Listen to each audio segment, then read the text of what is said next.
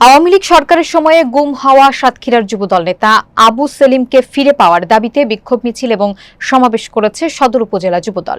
গতকাল বৃহস্পতিবার বিকেলে ইটাগাছা হাটের মোড় থেকে মিছিলটি শুরু হয়ে শহীদ আসিফ চত্বরে সমাবেশে মিলিত হয়।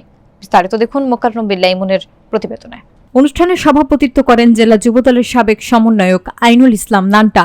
বক্তব্য দেন বিএনপির সাবেক সাধারণ সম্পাদক শেখ তারিকুর হাসান, যুগ্ম আহ্বায়ক হাবিবুর রহমান হাবিব, প্রভাষক আতাউর রহমান, চেয়ারম্যান আলহাজ আব্দুর রউফ সহ স্থানীয় নেতারা। বক্তারা বলেন, 2011 সালের 29 মে আইনশৃঙ্খলা বাহিনীর পরিচয়ে ঢাকা থেকে তুলে নেওয়া হয় যুবদল নেতা আবু সেলিমকে। 14 বছর পার হলেও তার কোনো সন্ধান মেলেনি। বক্তারা অভিযোগ করেন, গুমের পেছনে সাতক্ষীরা আওয়ামী লীগ নেতা শওকত হোসেন জড়িত এবং তাকে রিমান্ডে নিলে সেলিমের খোঁজ পাওয়া যায়। তারা বলেন, শেখ হাসিনা পালিয়ে যাওয়ার পর আয়নাঘর থেকে অনেক গুম হওয়া ব্যক্তি ফিরে এসেছেন, তাই আবু সেলিম সহ গুম হওয়া অন্যদের ফেরত চায় পরিবার এবং দলীয় নেতাকর্মীরা। সরকারের প্রশাসন অথবা তার ক্যাডার বাহিনী দিয়ে গুম হয়। আজ পর্যন্ত আজ অবধি আমরা তার কোনো সন্ধান আমরা করতে পারি নাই।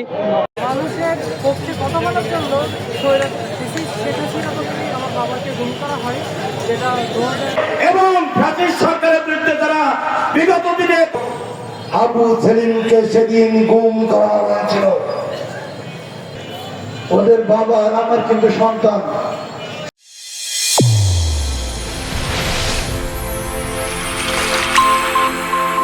চ্যানেল A1 হৃদয়ের স্পন্দন।